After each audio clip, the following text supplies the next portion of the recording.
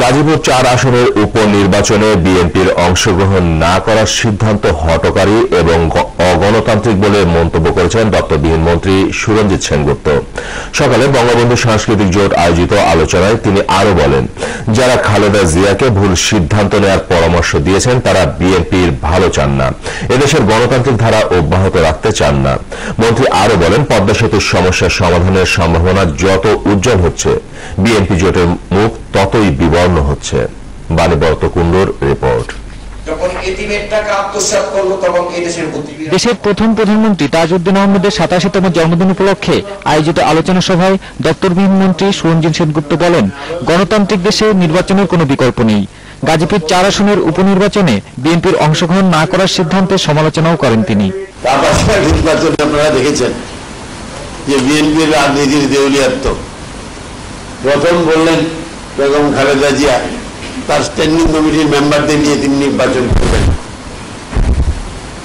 আমরা মনে করলাম এটি তো গণতান্ত্রিক রাজনীতি, যারা বিশ্বাস করে নির্বাচনের কোনো বিকল্প নেই। কদিন পরেই তারা তাদের সিদ্ধান্ত পাল্টালেন। আমি বলতে চাই, বেগম খালেদা জিয়া, আপনি এটি একটি হঠকারী সিদ্ধান্তের শিকার হয়ে যাচ্ছেন। এই সিদ্ধান্ত বিষয়ে যারা আপনাকে প্ররোচিত করছে তারা যেন